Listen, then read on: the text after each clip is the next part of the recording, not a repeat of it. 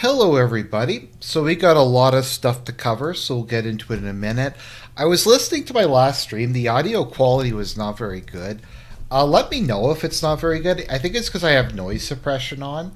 Noise suppression is kind of necessary because of my radiator or air conditioner, but it's also kind of it can be kind of distort my voice a bit, but we'll get to that.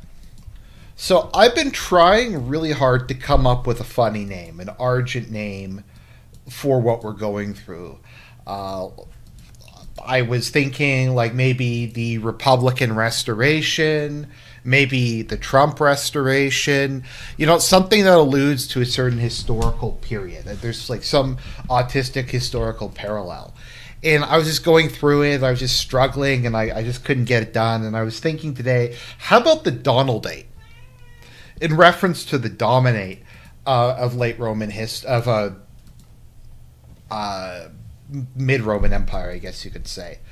So we'll talk about the dominate because I like autistically talking about ancient history, because why not? So let me just take a minute, and then we're going to talk about all kinds of crazy stuff that's going on, because there's been a lot of stuff that's going on. Trump's announced that he's retaking the Palestinian provinces. Palestine will be part of Rome's successor state once more. We're going to have the Latin Empire of Greenland. I don't know what I'm saying. I'm just kind of throwing stuff out there, but yeah.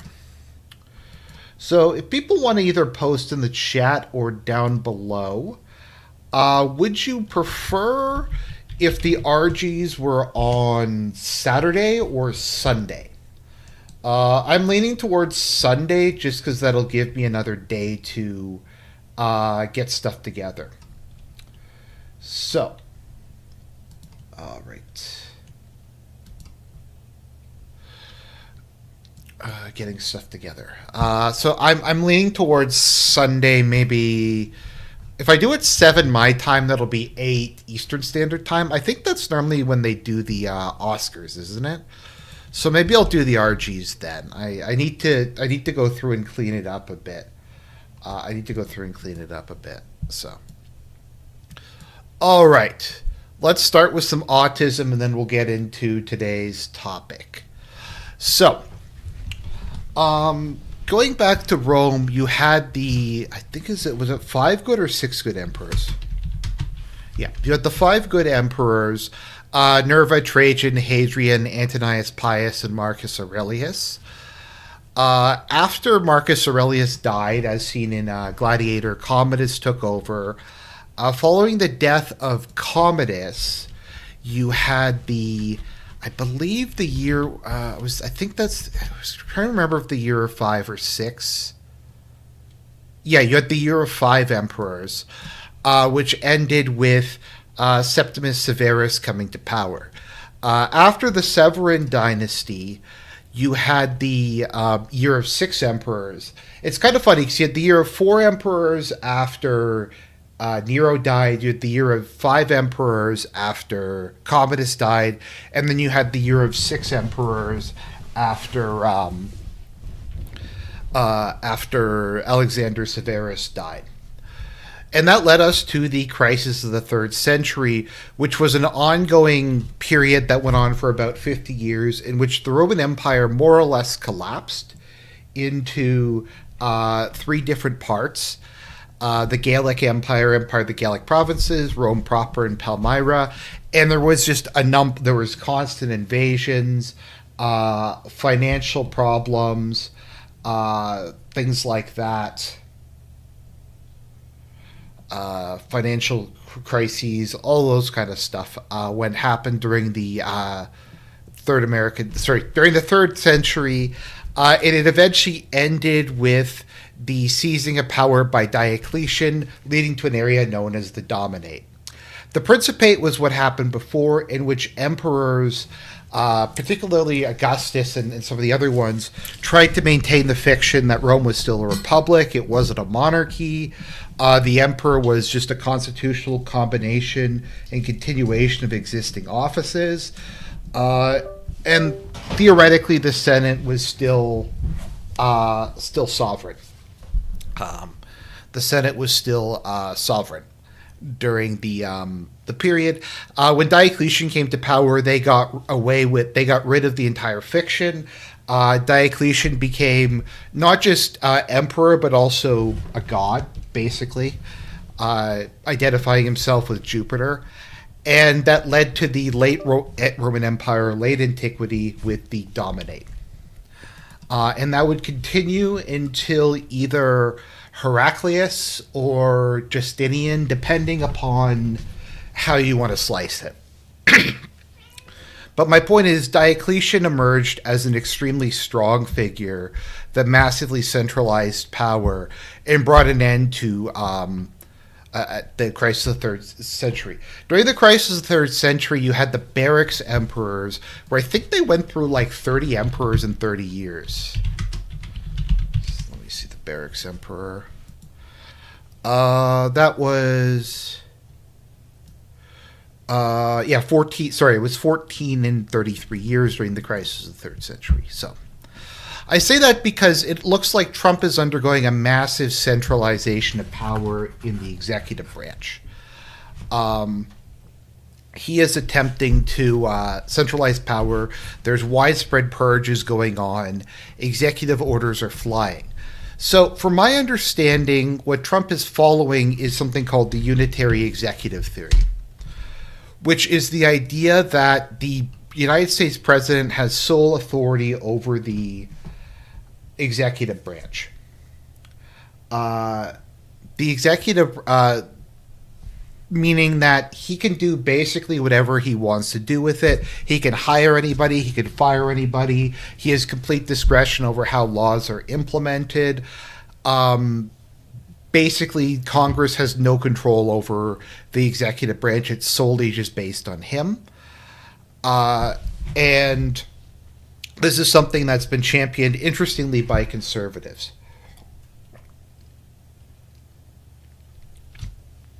This has been a long-standing debate in American history. If it's of any interest to people, during the first half of the 19th century, the dispute was over congressional versus presidential power, wherein Congress, the Whig Party, which eventually became the Republican Party and was the successor of the Federalist Party, argued for congressional supremacy. They were formed largely in reaction to the reign of Jackson. The reign of Jackson, they took the name Whig as to symbolize that they were against the absolute monarchy, because the Whigs were the liberals in England. So if at Serp and I, when we were doing our presidential tier list, we had trouble going through the mid-19th century because it was a time with a time when Congress was very much in the ascendancy and the president had relatively little power. It's been kind of swinging back in the opposite direction, especially since the Reagan years. This is always a argument that happens in pretty much every country who's more powerful, the legislative or executive branch, and stuff like that. Now, if people want me to go over something or they think I'm rambling too much, please let me know. Just because my thought process might not be your thought process.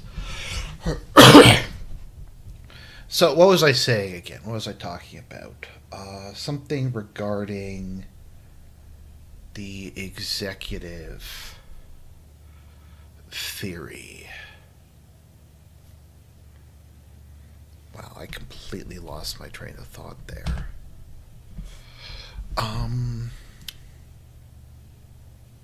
I don't remember what I was saying. Okay. So sorry. So part of what's going on now is the whole thing with the tariffs. Trump is imposing tariffs on a bunch of countries, which I don't think he technically can. I don't think, because revenue powers such as taxation and spending are allocated by Congress. So I think that it doesn't really, Trump doesn't really have the authority to unilaterally impose tariffs. Now, the argument that he's made is the tariffs are being imposed not to collect revenue, but as a national security measure. And so it is within his purview. So that is kind of the debate that's going on at the moment, wherein Trump's basically asserting that he can do anything within the executive purview, and this is to get around Congress and just kind of the issues. For the last kind of decade or so, Congress has been very deadlocked. We've had very small majorities on either side. In a lot of cases, Congress has been the opposite party of the president. And it's just been extremely difficult to get anything done or get anything passed. Joseph says, what do you mean he imposed tariffs on China? Yes, but I don't think that would have stood up in court. That would have eventually been taken to court. And unlike a lot of the things Trump's doing, I don't think that would have held up. Because I don't think he has that ability as president.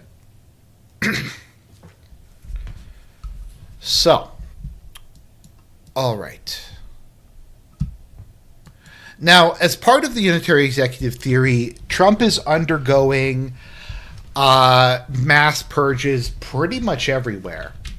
So he's gone through the federal government and he's basically firing everybody he can and replacing them with his guys or just shutting the department down. So most of this, I think, is very much a good thing. Let's see here. FBI.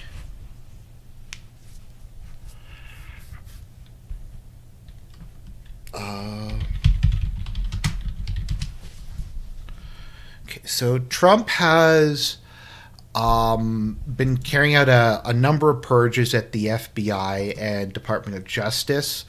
So let's see here. A lot of them were people who I think investigated him and investigated the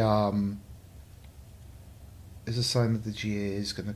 Okay, well, I'll get to academic age in a bit. I'm going through this. I have to just stop looking at the chat, or I'll be like DSP. So yeah, they've gone through.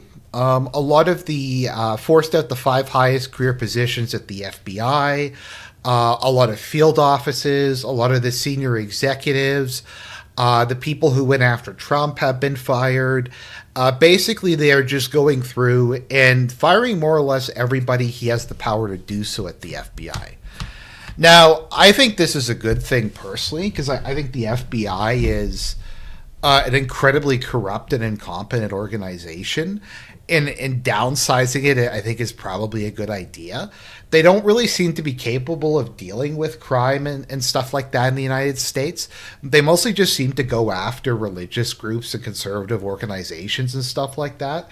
So purging of the FBI, I think, is a good thing. Also, they just do all like the infiltrators, and I call them the Federal Bureau of Infrastructure, because I feel like they're a make works project where they just hire a bunch of glowies and send them out and try to stir the pot so that they can arrest people and justify their existence. So yeah, they're going through and just getting rid of the a lot of the leadership of the FBI. Okay. And they're doing with the whole January 6th, which I also agree with. Like, once again, this idea that January 6th was the worst thing in, like, the history of the world. Like, and I keep making a joke, and I occasionally will do a joke poll. What is the worst event in human history? And it's like October 6th, or no, October, what, is it October 7th? When did Hamas do the attack? October 7th, the Holocaust, 9/11, or January 6th. And of course the answer is January 6th, because it was regarded as like the worst event in human history, and people just constantly talked about it over and over again, just ad nauseum. And from my understanding, not only did they arrest the people, they tortured them in jail, they were horribly treated, they were denied due process, all that kind of stuff. And it has basically the level of hysteria regarding January 6th is up there with like the Holocaust in terms of just how like hysterical people get over it, as well as over October 7th. I'm trying to think if there's anything like that for the right. There probably is. I just can't think of it off the top of my head. If there's some event that they're obsessed with. I guess 9/11. So a bunch of people are pissed off. So the Department of Justice and FBI has been fired. Part of the issue and why Trump is having to do this is because the permanent bureaucracy won't do what he tells them to do. Okay, so when you think about the government, there's different parts of the government. There is the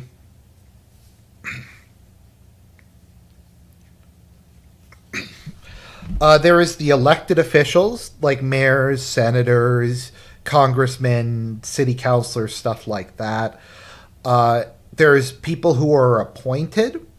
That is cabinet members, I think judges, prosecutors, or prosecutors elected. I think it depends, but regardless, people who are elected, people who are appointed, and then there are people who work for the government who are part of the permanent state or the administrative state or the deep state. And these are basically anyone who directly works for government. So this could include anyone from the lady at the DMV to the IRS agent who audits your taxes, to CIA agents, to environmental regulators, government accountants, all that kind of stuff. And these people theoretically are professional civil servants. Their job is to serve the state, to serve the country, to serve the public's best interest, regardless of whoever is in power. It used to be back during the 19th century where basically all civil service jobs could be were appointed.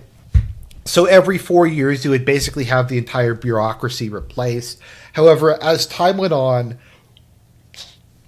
and there was need for a more technocratic and professional civil service, and to not have to just keep changing who was doing everything, and kind of the specialized nature of some of the jobs.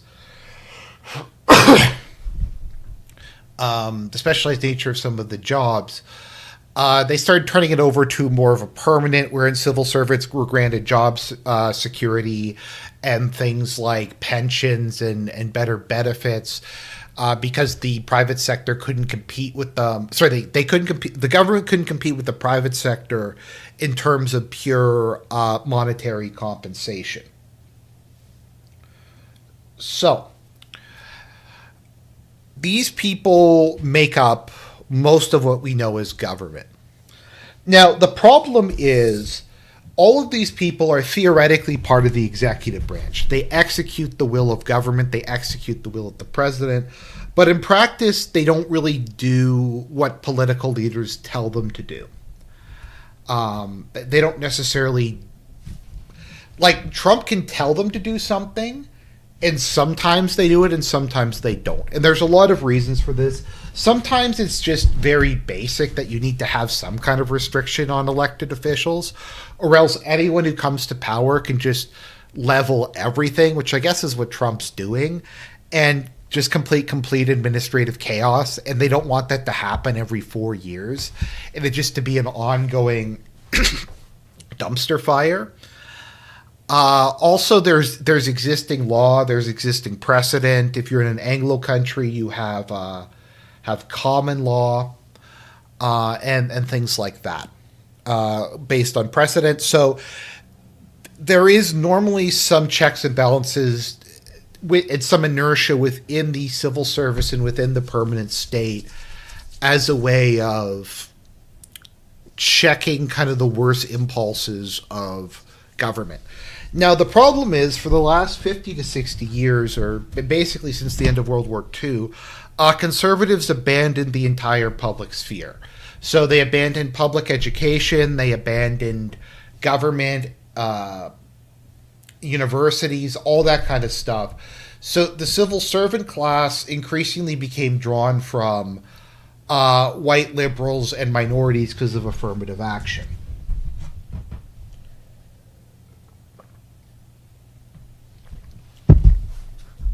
So people who even maybe like white people who come from conservative families, they go to a university where they're basically indoctrinated and they change all their political views. And then if that person goes on to serve in government, they serve as a leftist. And then additionally, you have a lot of affirmative action in the permanent state where they bring in just huge numbers of blacks and women and gays and other minorities who tend to be very left-wing as well. And so you have the federal public service and the deep state almost entirely staffed by people on the left. And a lot of them have this idea that they're there to be the progressive check on conservatism. They're there to be advocates, to be activists, and they're somewhat independent.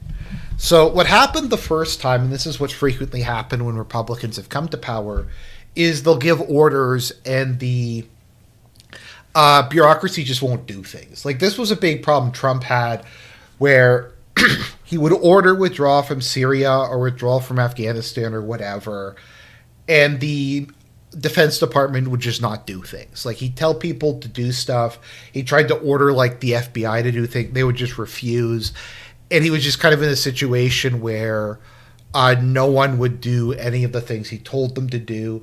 During BLM, the Army more or less declared their allegiance to Black Lives Matter and abandoned Trump. So what Trump is doing is he's trying to attack that, because unless somebody can make some sort of change to the permanent state, to the people who actually implement these policies, there is no real ability to conduct actual change. So hopefully I explained it. Hopefully I tried to explain the idea of the permanent state or the deep state in a way that doesn't sound too tinfoil hatty. And these people have an immense amount of ability to support or obstruct things. They can just not sign things. They can ignore orders, stuff like that. So we see a bunch of stuff where Trump is doing that. They've cut all the DEI funding, which is the affirmative action that just brought in tons of minorities and gays and women and stuff like that, and tried to basically purge white conservative males from the civil service entirely. So yeah, that's the deep state. And if you want to have kind of a more comprehensive conception of the deep state, you also have to have include like the NGOs, the think tanks, the media, etc., and they're all kind of part of this grand system. And as R. Bendit says, Trump is in power because of the deep state. The deep state brought him to power.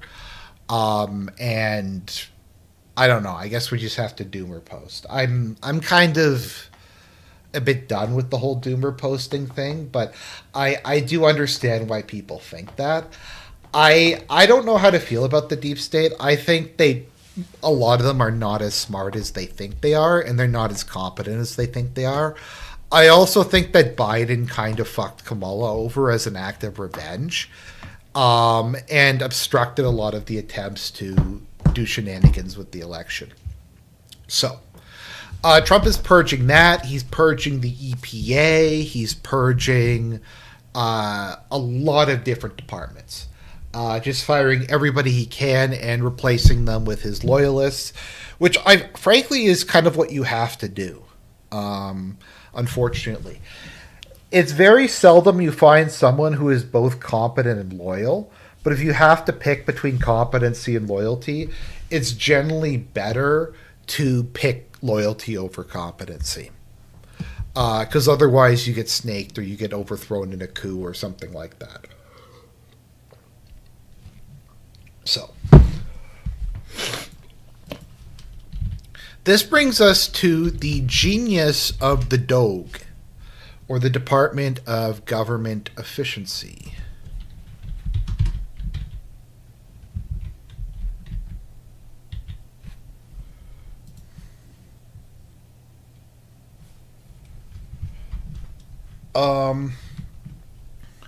Let's see here, 1 second. I'm just opening another window to see who's messaging me. Okay, no one of interest.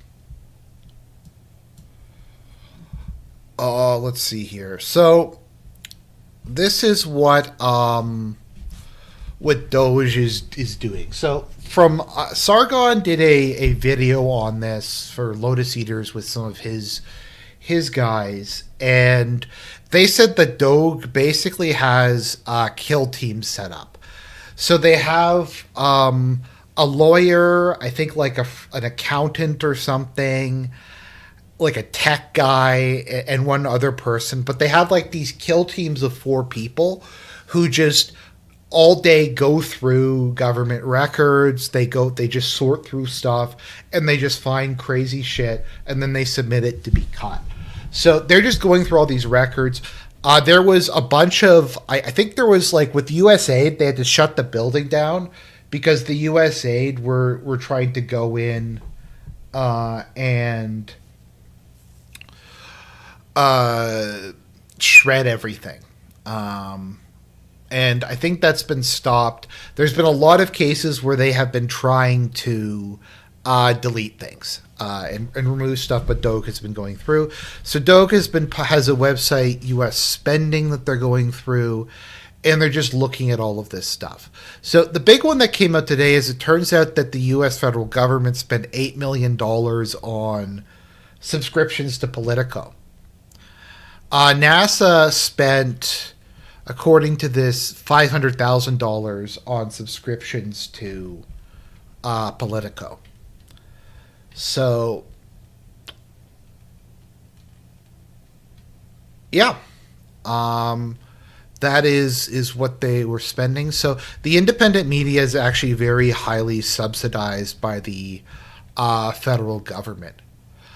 Let's see here. The Social Security Administration has terminated its contract for the Gender X initiative marker and removed all references to gender for ideology from public-facing applications.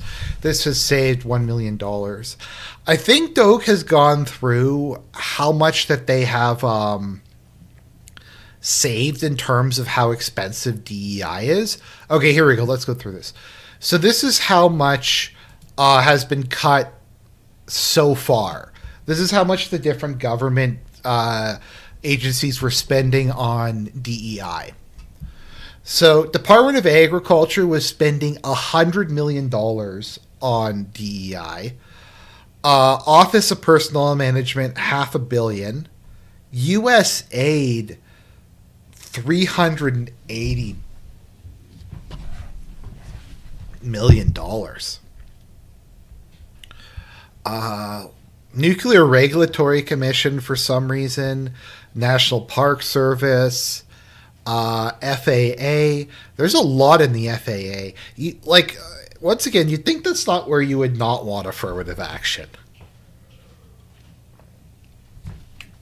So far going through it, they've found about $1 billion in basically just left-wing propaganda. So hopefully that's going to be just completely cut. Let's see, what is this? We also have some other stuff they found. So this was DEI scholarships in Burma. So just asking, Chet, do you want me to go over USAID and the National Endowment for Democracy and that stuff again? It's a little more difficult now that the USAID has been taken down.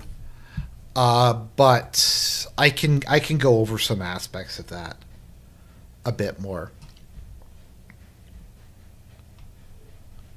Let's see here.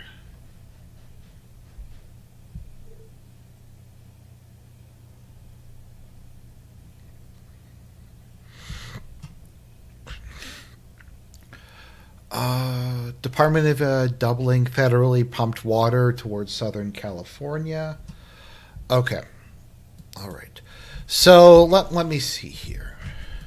So I did a huge segment on this on my last on my last live stream.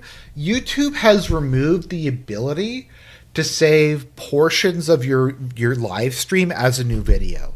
So what it used to be is I could go into video editor, take a section from a live stream or from an existing video and save it as a separate video. So I didn't have to pull it down and re-upload the whole, like pull it down, edit it, and re-upload it. But it looks like YouTube has removed that, because what I would like to do is for some of these longer streams to cut out parts, like to cut out segments and make them separate. So let's see here. Okay. So USAID doesn't exist anymore, so we're just going to go back and take a look at what it was like. Okay, so let's go back to early January.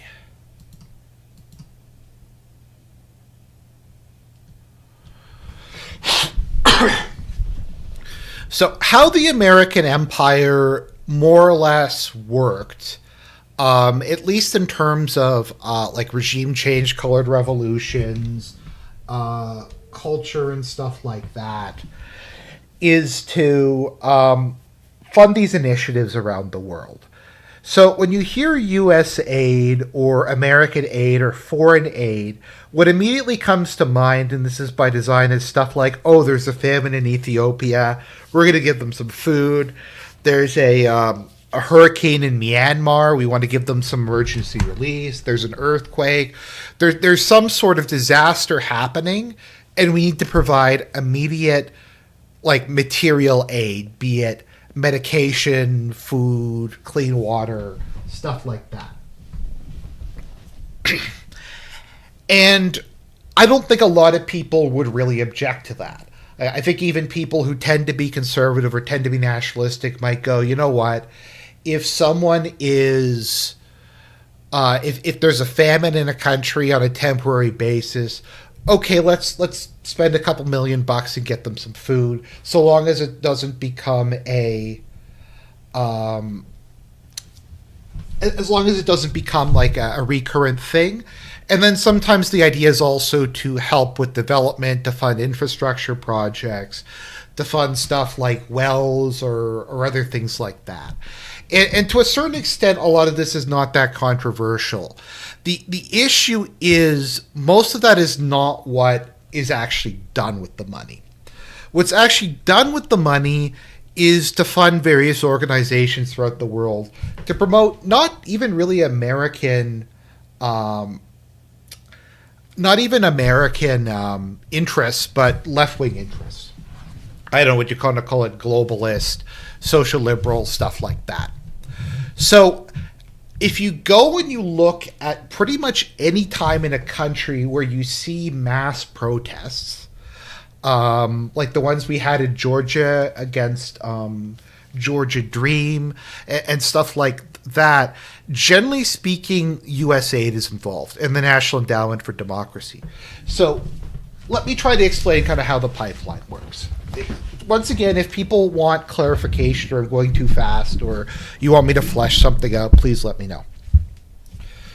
So you have all these organizations throughout the world, NGOs, and they do stuff like, a lot of them are diversity or civil society or corruption or promoting democracy or welfare or just something like that. They have like a nice generic, bland, nice sounding name, and they seem to be dedicated to making society better. Now, what often will happen in these countries is the State Department or the CIA or whoever will go to the children of elites or what's known as the counter elites, so upper middle class people or oligarchs who are not inside the current power structure, and they will pay for their kids to go to University United States. And when they're in University United States, they're exposed to all the same kind of things that your kids are. So if you come from a conservative family and you raise your kids conservative, what happens a lot of the time is they go to university, which is very, very left wing, and they go in and they basically just kind of, I don't know if brainwash is the right, I don't know if that's the right way to put it, but they're just in an environment where there's immense social pressure to conform with kind of the American left and with this kind of globalist narrative.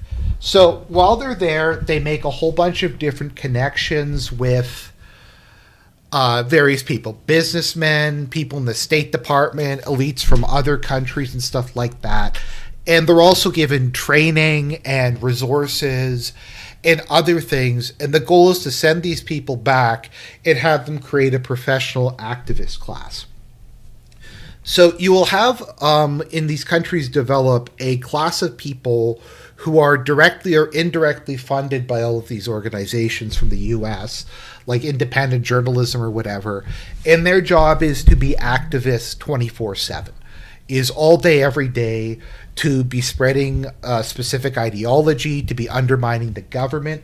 One of the big problems that a lot of conservatives have is a lot of conservatives are not that interested in politics. A lot of them would rather go to church, have children, and focus on their job. Conservative full-time activists, I feel, is like more of kind of a recent thing, whereas there's a lot of full-time activists on the left.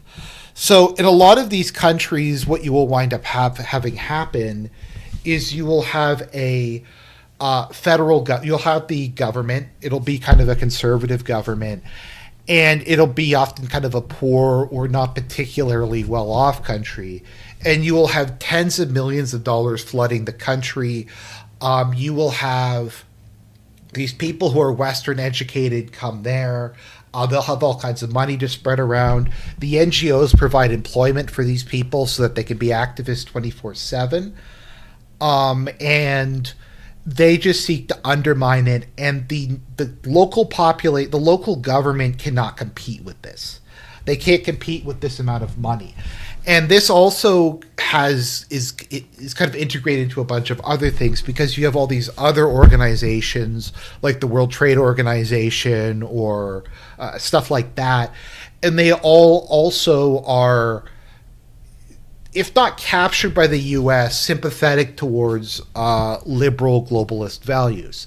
So the movements within these countries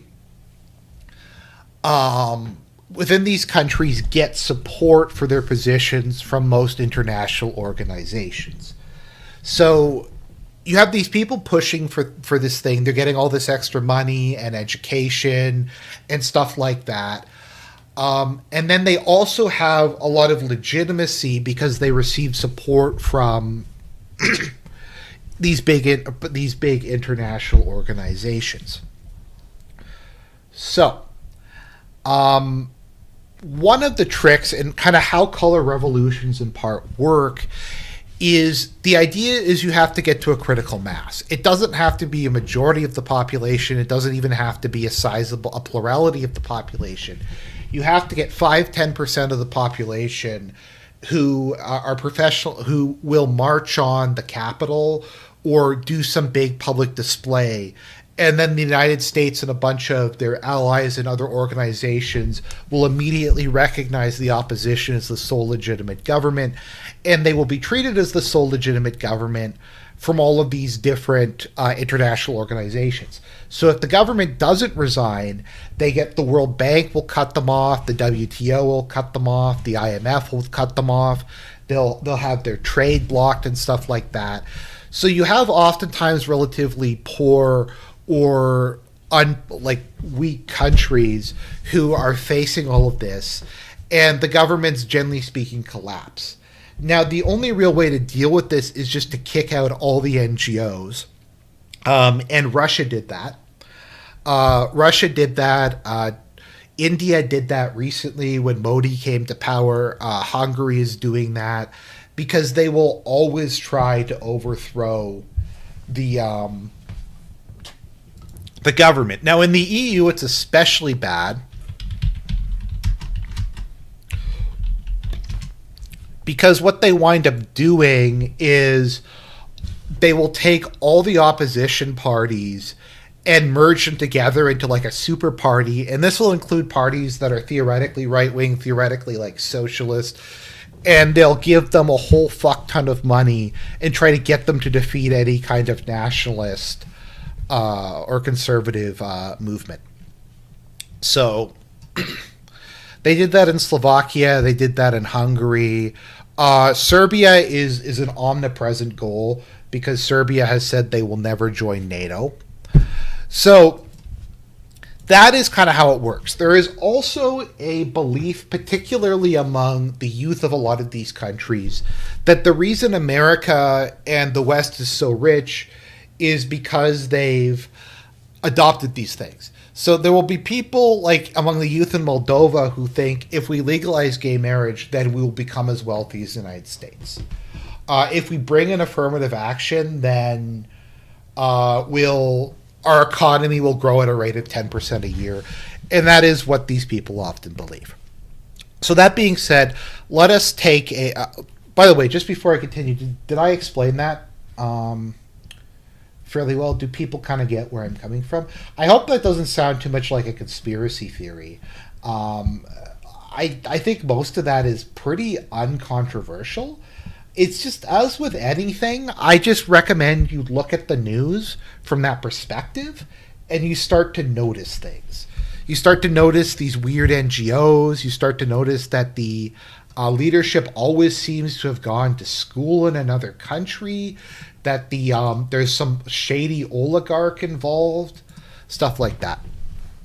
So this is USAID. So let's see here. Let us go through this. So we do have some agriculture and food security.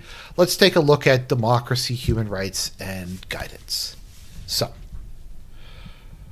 USAID. Okay, so let us take a look at...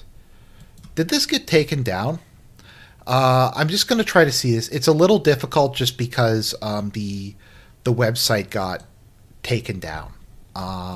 So I'm looking at a archived version, which does not always have full functionality. So, okay, so we support democracy. Let's see here. 1 second. I'm just flipping on my...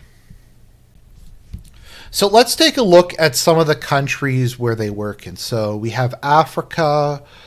Let's see. What are people? Give me some countries you want me to look up, and we'll take a look at what kind of stuff is going on there. So let's see here. We'll look at that. Serbia, Georgia, Thailand. What are some other countries? Hungary. Oh, do they not have Hungary here? Maybe that's the NGO. Well, the NED. We'll get to the NED in a second. But if we go to Serbia, okay. So they're talking about how they want to help address corruption in Serbia. So if we look at country profile, and I know we've covered this before, but there's people who haven't seen it, and this stuff is very important to provide kind of context to just how critical. Someone says Kazakhstan. Okay.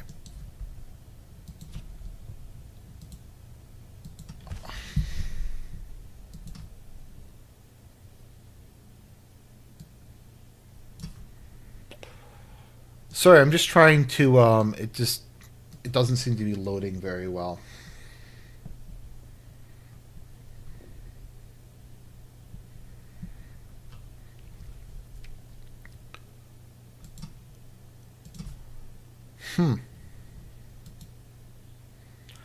Okay, that's annoying. My shitty Canadian internet. Okay, so let's look at Georgia.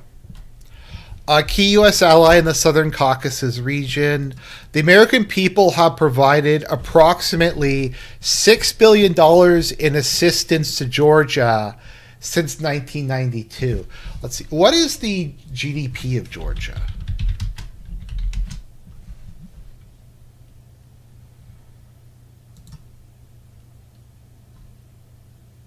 30 billion. Okay, so not that big, but that's still a lot of money. So the USAID invests in over 40 development programs with a total value of $373 million and an annual budget of $70 million. So that $70 basically just goes purely towards regime change and propaganda. So what is it that these things are doing? Let's see here. Strengthening democratic institutions to better respond to citizen needs. I've heard that one before. Helping Georgians, including members of underrepresented groups, such as ethnic minorities, women, youth, and persons with disabilities. Democratic process and civic life. These programs are especially important as Georgia continues to integrate with the Euro-Atlantic institutions. So we're funding all these organizations to promote Georgia's entrance into the Euro-Atlantic system. That's very interesting. Access denied. Okay, I guess, one second.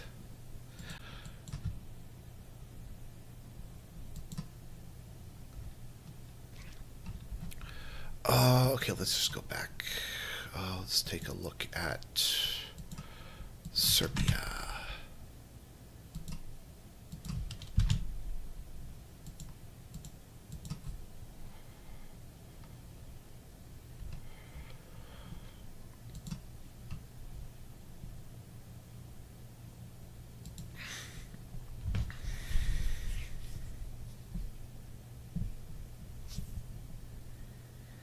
That's annoying.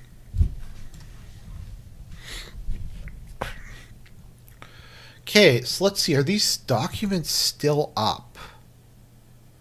No, they got taken down. Okay, so they had country profiles that went into detail about how all the money was used.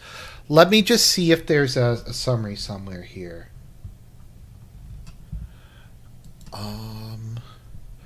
Strengthening accountability of democratic institutions. Let's see here. USAID is also working to build the capacity of civil society organizations and citizens to work together to effectively advocate for the needs and affect positive change in their communities and improve regional reconciliation, which is code word for positive regime change and to pander to the... Oh, is there an audio problem? Sorry, I just had to change my VPN because the website didn't like my VPN. So, let's see here. USAID also bolsters political pluralism in Serbia, for increasing citizen-driven dialogue with political actors.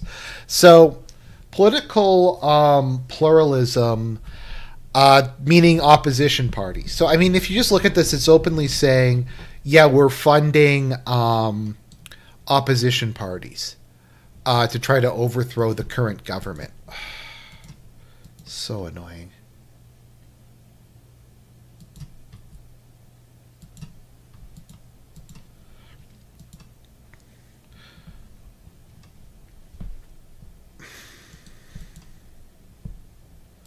Once again, this is obnoxious. Oh, this stuff got taken down. Okay, look at some Georgian stuff. Assistance, basic education. Let's see here. Support the implementation of sustainable, inclusive stuff. Bridging the gap. Civic education program. Improving student-led civic and democratic engagement in schools.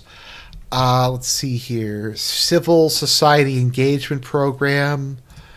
Critical infrastructure, cybersecurity, educating the future. Election and political processes support.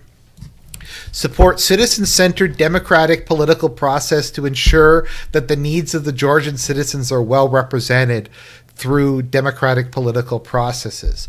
So, yeah, it's all this stuff. Like, you can just go through all of this stuff. It's still up on the way back machine, but there's all of these programs in a small country. Unity through Diversity. There's literally a program called Unity through Diversity that they funded and that they continue to fund before this got shut down. So this brings us to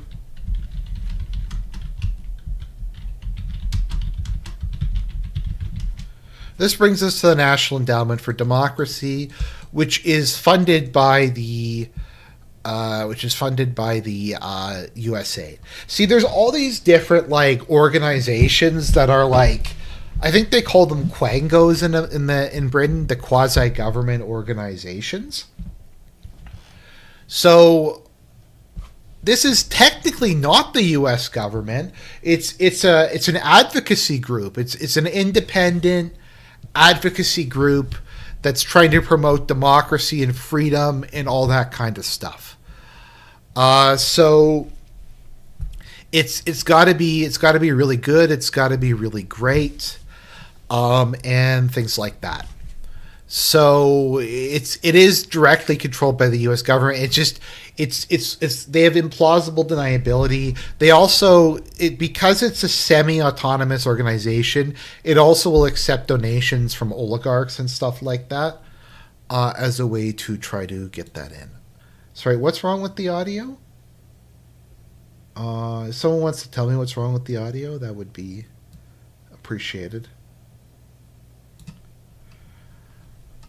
Let's see here. So if we go and we look at the National Endowment for Democracy, we have this stuff, members of Congress. So they are funding 300 projects in the Eurasian region. Let's see, countering kleptocracy, investigative journalism.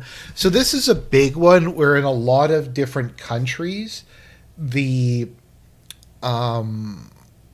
local media is almost entirely funded by the U.S. So when you start to go into this, some of the DOGE stuff, you have... Zach, I'll get to your question in a second. Where they gave $8 million in subscriptions to $8 million in subscriptions to Politico. So a lot of these media institutions are on like life support, and they just get public funding and things like that. Oh, this one's interesting. Administration versus teaching staff.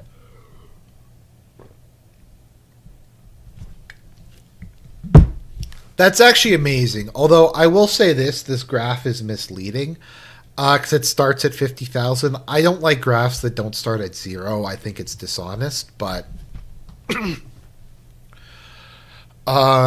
yeah. So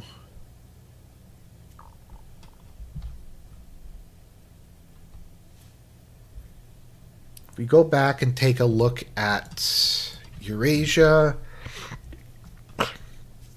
See, they've got all these people, the Center for Progress Student Coalition. So they're recruiting all these students from across Georgia, and they're training them to be political radicals. Okay, so we got some, the Free Russia Foundation. Provides multifaceted support to Russia's pro-democracy community, coordinating international efforts to counter authoritarianism and advance a vision of Russia that is free, democratic, and at peace with its neighbors. Following Russia's full-scale invasion of Ukraine, they always have to say full-scale. Invasion of Ukraine, Free Russians provide direct support to thousands of activists in exile. So, like, they're just saying we're funding regime change. We're just funding regime change. There's some pictures of some people who they're paying off to do stuff. Georgia elections were rigged. This is them trying to stop Georgia dreams and that kind of thing. No, I don't have TikTok. Okay. Armenia. There's a lot of NGOs in Armenia. Like, Armenia's undergone a lot of foreign influence. So this is the NED. This is not USAID. This is part of USAID. But there's other stuff involved with it. And if you start to go into that, there's all these other organizations involved with it.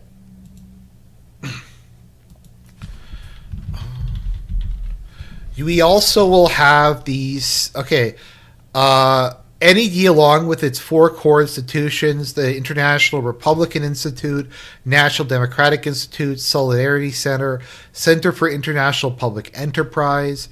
And if you start to go into this, we have the Journal of Democracy, the International Forum for Democratic Studies, all these think tanks and stuff like that that it funds. So, to answer Zach Kilgore's question, do you think this would end U.S. regime change, or do you think this just at a means of getting regime change back under State Department control? I don't think it's the end. Once again, I'm cautiously optimistic.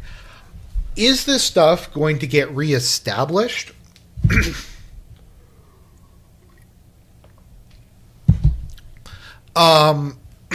If whoever Gavin Newsom becomes president, yeah, this stuff can always be restarted, and it probably will be restarted. So people will say, well, Trump dismantled all the DEI stuff, he dismantled this, he destroyed all that other stuff. They could just go through and rehire all the people he fired. Now, that's true, but this stuff takes time. Like, building this whole thing up, building up the networks, building up the patronage, getting like all the long-term planning, these media organizations, that stuff takes a while. So even if this all gets reversed, there's going to be so much institutional damage done to all of this. Like, even as we go, organizations are going bankrupt in third world countries on like a daily basis. People are having to like stop being professional activists and all kinds of stuff like that. So even if it gets reversed, it's done a lot of damage. Like, because keep in mind, if they want to bring the DEI stuff back, they have to start basically from square one. They have to go in and like rebuild all the plans, rehire and retrain everybody, like put up the murals again, reconvert every, like, it's going to take a while to re-put it up. So yeah, that is the NED. And it's the same thing for affirmative action and stuff like that. Even if it is reversed, it's done a lot of damage to it. So I think that's a good thing. Now let's get into the whole like bizarro tariff thing. So Trump has just kind of like lost it with tariffs. So he said he was going to impose 25% tariffs on Canada and Mexico. Initially, there was no demands. He just like some kind of supervillain said, by Tuesday, I'm gonna do a 25% tariff on all goods coming in from Canada and Mexico. There wasn't initially any demands. There was some brinkmanship, and basically he made Justo and whatever the bitch is who leads Mexico his bitches, and he got them to agree to a whole bunch of concessions. So Canada and Mexico will both spend a bunch of money to, let's see here, Trump tariff deal Mexico. So let me see here.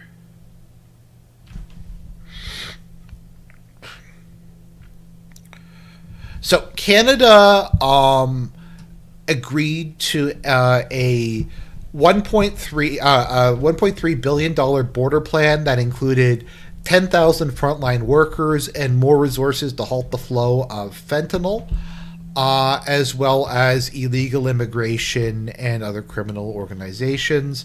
Also, that Canada would appoint a fentanyl czar and start to try to combat cross-border crime and money laundering. So the tariff threat seems to have paid off. Canada's going to hopefully do some more stuff based on fentanyl. I mean, drugs are a massive problem in Canada, especially where I live. I just have to deal with drug addicts all the time. They're just like, the cities in Canada are just full of them, just full of drug addicts, basically everywhere. We didn't even get into it, but DOGE also uncovered that they were funding like a transgender opera in Colombia and a like the DEI stage play in Ireland, and there's all this other shit they were funding. So Mexico also made the same agreement. They're sending 10,000 National Guard troops to the border, and they're going to help secure the border there, reduce the cartel, stuff like that. Is this going to solve everything? No. But once again, and this is, people can say I'm like overly white pilled or stuff like that. Firstly, you have to understand that I'm from Canada and I live under the Justo junta, so anything seems better than that. But also, these are positive steps. Is this going to solve the problem? Probably not. But is another 10,000 people on both borders trying to stop fentanyl from being smuggled in going to do something? Yeah, I think it will do something. Also, it's getting cooperation, but part of it is also just for Trump to mog them. It's to make Justo his bitch, to get him to just do what he wants him to do, and to show him who's boss, and where we're at. So, yeah, so they paused the tariffs. They might come back. They did not do the whole thing with China, though. The tariffs are still on when it comes to China. Let's see here. I'll take back word letters in the Toys R Us store. Thank you. There's a Toys R Us store near where I grew up. It was always cool to go there. It's a neat store. It's kind of too bad that it's gone away. Let's see here.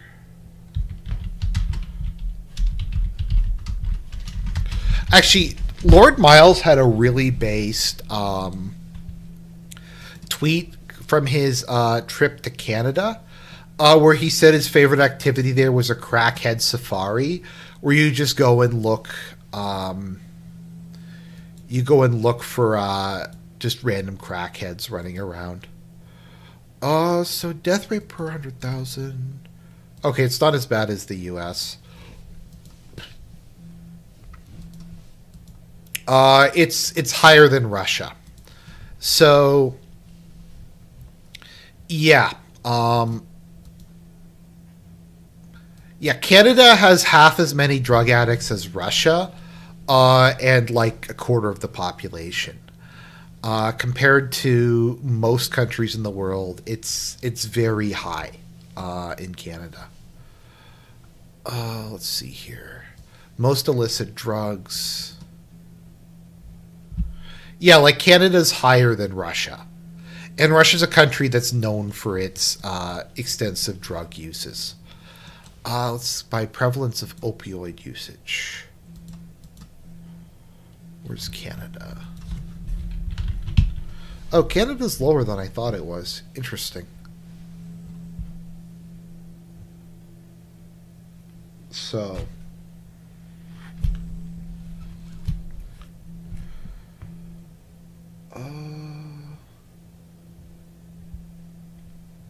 So I guess the question is, how do I feel about Trump imposing the tariffs on Canada? Well, look at this. This is just sums up Canada. So here are the Canadians, the Canadians they interviewed. We have this guy, and this woman. They do represent the average Canadian, although you also need like an Indian guy and a white homeless guy screaming at stuff that's not there. So, I mean, I posted about this. I don't really like it. I will say this as kind of a criticism of MAGA and some of the other people. I don't support, like, I'm Canadian, so I guess you can just ignore me because I'm a stupid leaf, but I don't think, like, total isolationism is a good thing. I think having allies and friends and trading partners and being involved in the world is a good thing. You just have to have boundaries and you have to keep it reasonable. So I worry that the U.S. is going to go a bit far in some cases with alienating some of its allies. Granted, a lot of them deserve it, but I'm in kind of a weird position, and I talked about this because I do actually like the concept of the collective West, like a Western identity based on European culture and its descendants and on Christianity and stuff like that. I do fundamentally like that. My issue is more that it's just super gay, and it's forcing all this like horrible stuff on third world countries and stuff like that. But I do like the European countries and America and Canada being on good terms with each other. I actually used to be very pro-NATO, basically until like the Russo-Ukraine war started. I kind of liked aspects of that. I don't even think the EU was initially a bad idea. I mean, a lot of this shit didn't turn out very well, but it's kind of in a weird position where I get why Trump wants to fuck with Canada. Or actually, I don't really. I don't really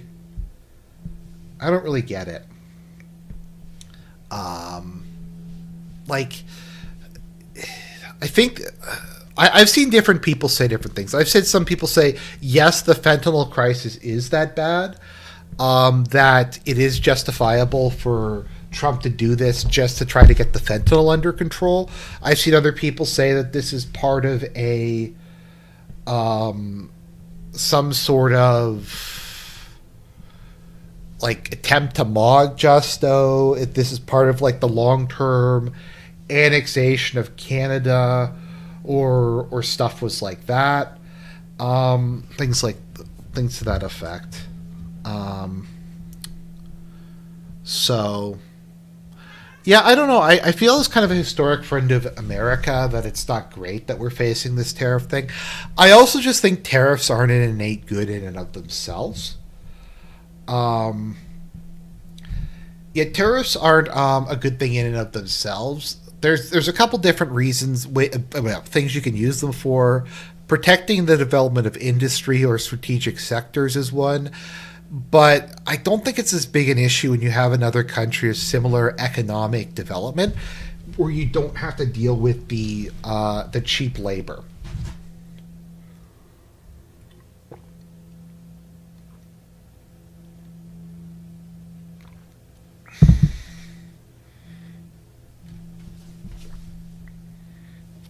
But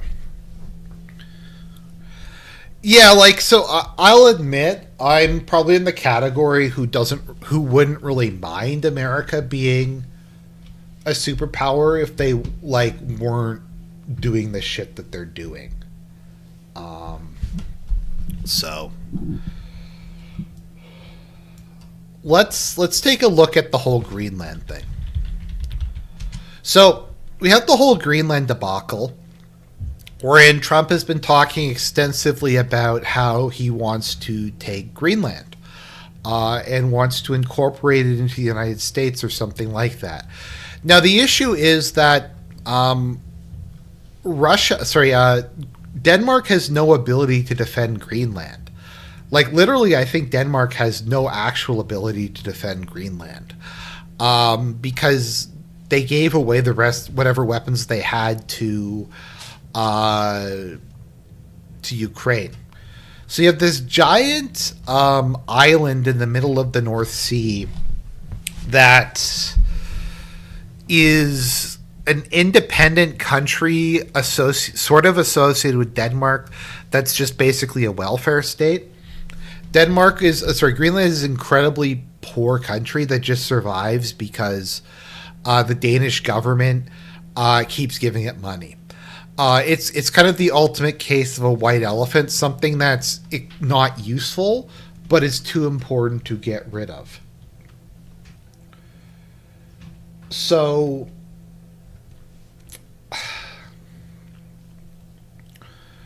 I think what Trump is thinking is, okay, we have this huge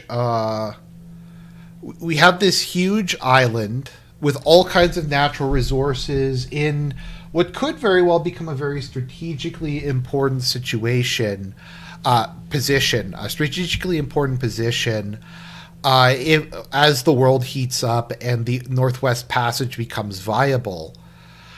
And it's about Greenland, a pro-independent government is in power, and there was thoughts about pushing for full independence after the upcoming election, which I think is in a month or two. And I think the U.S.'s concern is if Greenland becomes independent, it's not viable as an independent state. Its economy is almost entirely based on welfare checks. So they're going to have to find another sugar daddy. And the options for that are kind of limited. Maybe China's an obvious one. Maybe China will put them in the Belt and Road Initiative, and they will just flood Greenland with a whole bunch of money and stuff like that, and engineers and technical assistance, and it'll become a Chinese protectorate. Maybe it'll become a Russian protectorate. Who knows? And I think what Trump is thinking is you have this country that's just kind of a ticking time bomb, and either we take it or somebody else will. And I think that is what the thought process is regarding Greenland.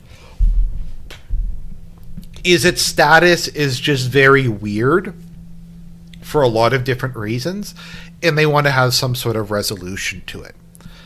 Now, Greenland only has 60,000 people, or something like that. So here's what I think that the people of Greenland should do. The people of Greenland should cut a deal with the U.S., where the U.S. gives them, like, everybody in Greenland gets like $2 to $10 million, because they could do that pretty easy. Like, let me see here. My brain's not working very well. So 60,000 times.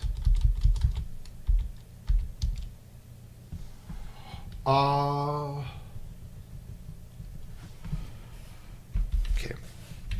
60,000 times. Yeah, so they could, for $60 billion, just give, I think, everybody in Greenland like $1 million. Which is not really that much money. Like, if you wanted to go higher, you could give everyone in Greenland $2, $3, $4, $5 million a piece, if they wanted to join the U.S. Now, what I think Greenland should do is negotiate a treaty wherein everybody gets like $2-3 million. America agrees to provide protection for Greenland, to develop it economically, and stuff like that. Also to restrict immigration to Greenland, so it's not getting completely flooded with Americans and stuff like that.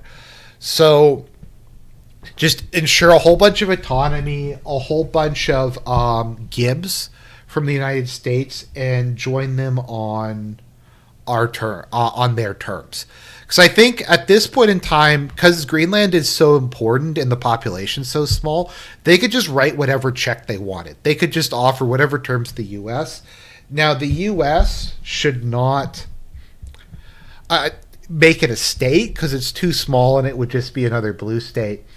But it could be an associated territory like Puerto Rico or Samoa or something, or it could be a protectorate. So the U.S. would handle its foreign affairs and defense, but it would have a lot of autonomy in internal matters. I don't think it's a bad idea. I think it would be a pretty good deal for Greenland. Some countries are just not strong enough to be their own masters. And if the U.S. is going to be your sugar daddy, I mean, that's not the worst thing in the world. So Bolero 393 says Greenland belongs to America. We also need Alberta to secede and join us, and again, Canada will come home after the separations of 1776 and 1812. But Alberta would be a blue state. Like, I don't know. It would be like, I think if Canada was to join the U.S., every state would be safe blue, except for Saskatchewan and Alberta, which would be likely blue. And that would be the case. If Canada was to join the U.S. as one province, as one state, Canada is roughly the size of California in terms of its population. So that would be, yeah. That would just be like another California. The Republicans would never win another national election at the presidential level or otherwise. So I don't really get why that would be a... Yeah, the Compact of Free Association lets us control a few Pacific microstates. I don't know, like, that seems like a pretty good deal to me. Somebody's going to take Greenland at some point, so you might as well sell out under your own conditions. Now, I don't know what's going on with the whole Panama Canal thing. I don't think he's going to get the Panama Canal back. I think of the various land things Trump is talking about, I think Greenland is probably the one that makes the most sense. I think it makes the most sense of any potential land acquisitions because of its weird status, its importance, its location. The trouble is you just have to get the people there on board or just go in and take it. So I'm not entirely sure. Speaking of territorial acquisitions, yesterday we had one of the most fucking bizarre things I've ever seen. So Trump has announced that they're taking over Gaza. Gaza is going to be taken over by the Trump administration. Gaza is going to become an American colony, I guess. Let's see here. Gaza Strip, which has been a... By the way, someone pointed out Netanyahu gave Trump a gold-plated pager, which I would not take a pager from any Israeli, but Trump took it, I guess. Symbol of death and destruction. Oh yeah, Base Caulfield is correct. He points out that Panama stopped their deals with China. Yeah. So basically, they bullied Panama into getting rid of whatever the Chinese influence was there, and they kept within the sphere. And for so many decades, and so bad for the people anywhere near it, and especially those who live there, and frankly, who's been really very unlucky. It's been very unlucky. It's been an unlucky place for a long time. Being in its presence just has not been good, and it should not go through a process of rebuilding and occupation by the same people that have really stood there and fought for it and lived there and died there and lived a miserable existence there. Instead, we should go to other countries of interest with humanitarian hearts, and there are many of them that want to do this, and build various domains that will ultimately be occupied by the 1.8 million Palestinians living in Gaza, ending the death and destruction and, frankly, bad luck. This can be paid for by neighboring countries of great wealth. It could be 1, 2, 3, 4, 5, 7, 8, 12. It could be numerous sites, or it could be one large site. But the people will be able to live in comfort and peace and we'll make sure something really spectacular is done. They're going to have peace. Oops. I also strongly believe the Palestinians want to go back to Gaza is they have no alternative. Shot at and killed and destroyed like this civilization of wonderful people has had to endure. The only reason the Palestinians want to go back to Gaza is they have no alternative. It's right now a demolition site. This is just a demolition site. Virtually every building is down. They're living under fallen concrete that's very dangerous and very precarious. They instead can occupy all of a beautiful area with homes and safety, and they can live out their lives in peace and harmony instead of having to go back and do it again. The U.S. will take over the Gaza Strip, and we will do a job with it too. We'll own it and be responsible for dismantling all of the dangerous unexploded bombs and other weapons on the site, level the site and get rid of the destroyed buildings, level it out, create an economic development that will supply unlimited numbers of jobs and housing for the people of the area. Do a real job. What the fuck is he even talking about? Like, this is, the U.S. is going to take over Palestine. That's the plan. So that came out. Nobody knew what the fuck he was talking about. I'd like to see Jordan. I'd like to see Egypt take some look. The Gaza thing has not worked. It's never worked. And I feel very differently about Gaza than a lot of people. I think they should get a good, fresh, beautiful piece of land, and we get some people to put up the money to build it and make it nice and make it habitable and enjoyable. And I don't know how they could want to stay. It's a demolition site. It's a pure demolition site.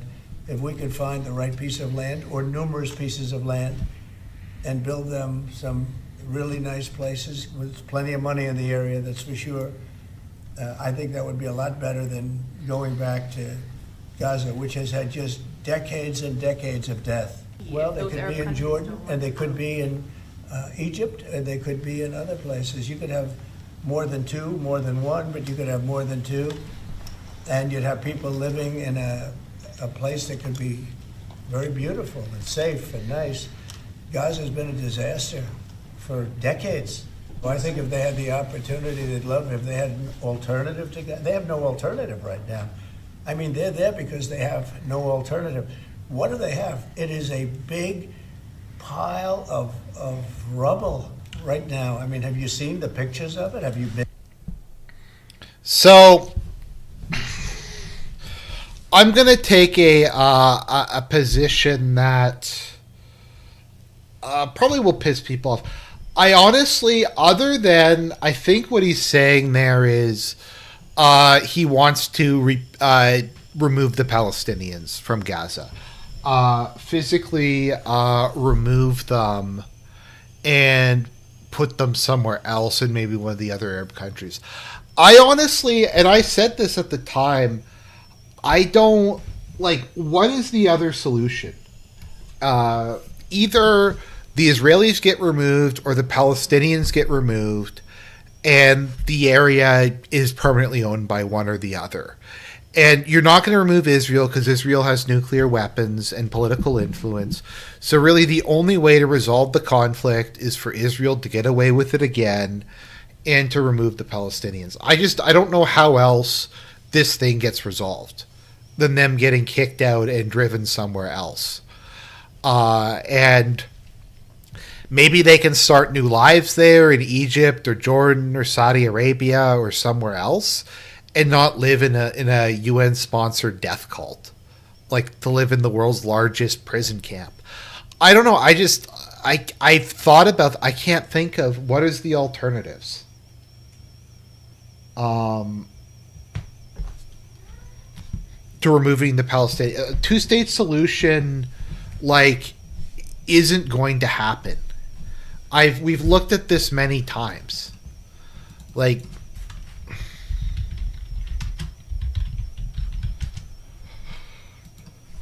Like, if you look at the map, as we've looked at many times,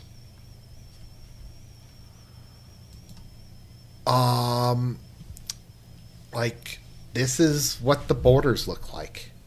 I don't get how that's going to be a viable state. I just don't. So, I don't know, like, what is the alternative? To just keep it in, like, limbo permanently? I just don't know. Are you for your real Argent? After that, they will go after Lebanon and Jordan. Like Kissinger said, they will never stop. Well, I don't know, like, what else you could do at this point in time. I guess you could either have them peacefully patriated somewhere else and try to make the best of the situation, or you can let the Israelis just starve them to death and have this thing go on for another 60 years. I don't know. I don't like Israel either. I'd like Israel to be destroyed. It's not practical to remove a state with nuclear weapons. So I don't know. So I think there is some possibility to that.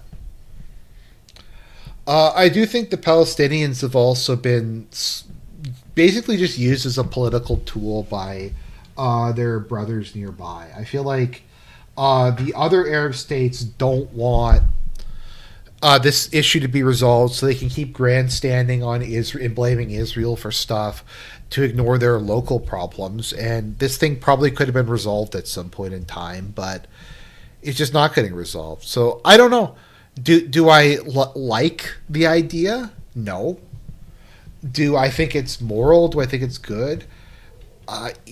No, but I don't see how else this ends without just another 60 years of constant suffering than the final solution to the Palestinian question.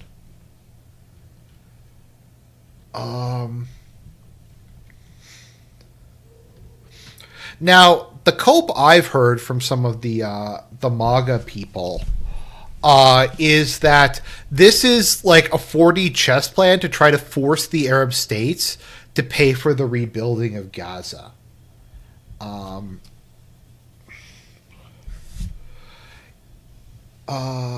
No, the Israelis have nowhere near the birth rate that they would need to settle Lebanon and Palestine. I don't know how much more they actually could expand beyond their current borders. They could they could expand the Golan to the eastern half of the Golan Heights, which they're currently doing.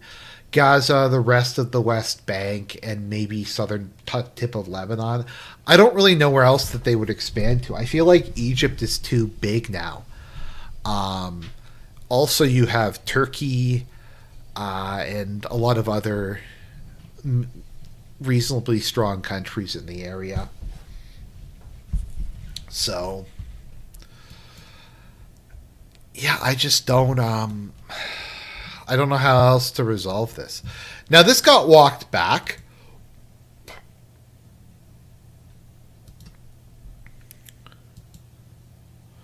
This got walked back a bit.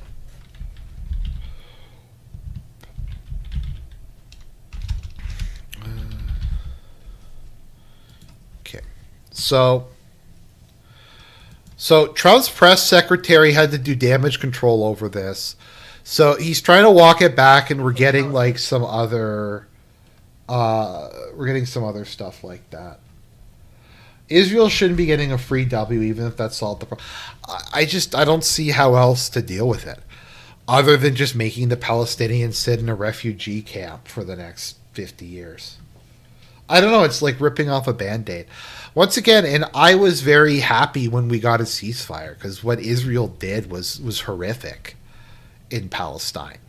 The forced starvation, stuff like that.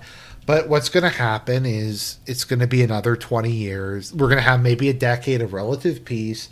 Then Israel's going to go back in and do it again. Palestinians have no choice but to leave Gaza and go elsewhere. But Palestinians say this is their home. They don't want to go.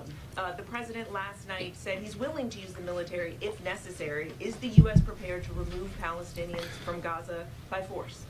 The president is prepared to rebuild Gaza for Palestinians and all people in the region, peace-loving people who want real economic development and opportunity in the region. This is a region that has been controlled by Iranian-backed terrorists, Hamas, who have brutalized not just Israelis but Palestinians too.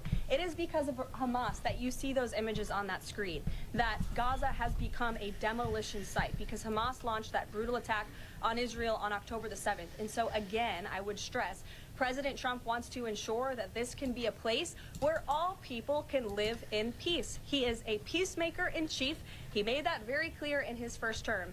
And as for how that will be accomplished, the president and his team are talking with our allies in the region to consider next steps. But should the American people be prepared to see U.S. military on the ground fighting a ground war against Hamas? Again, the president has not committed to U.S. troops in the region. But it is an option. I have said that the president has not committed to that yet. Sure.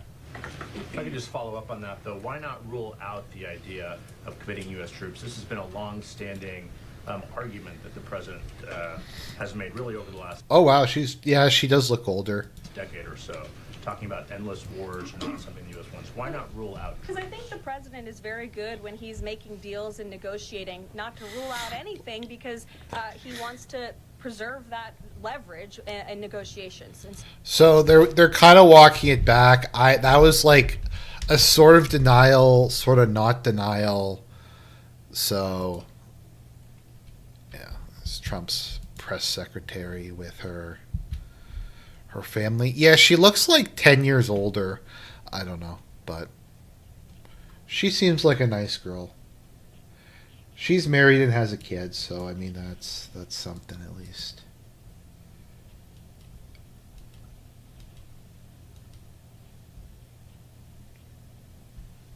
So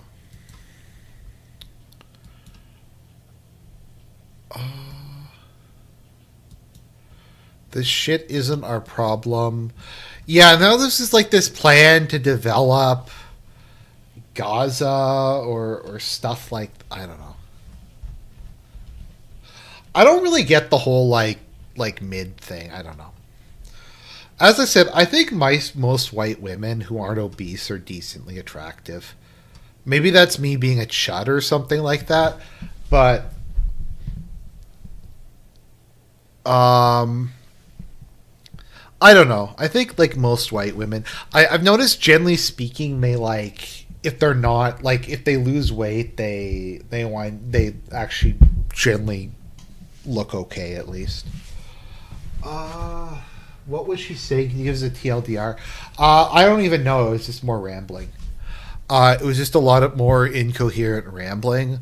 That's basically what this whole thing is. So we're adding Gaza on to the new American empire, I guess. That's being added on. The whole thing, though, I think could be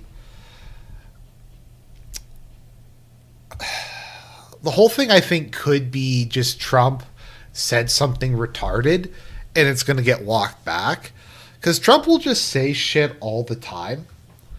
Trump will just make stuff up. Trump will just like announce he's doing stuff and then it never gets referenced again. I'm going to have to wait at least 24 hours to see what happens with this whole thing. If this gets walked back, how it gets better explained and stuff like that. So we'll see how that goes. Because I don't know. Like I said, Trump says stupid shit all the time that he goes back on. So we'll see. I'll give it at least 24 to 48 hours. Trust the plan. Trust the plan.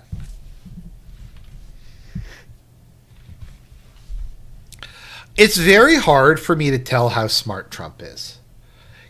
His intelligence is something that I find very hard to get a grasp on.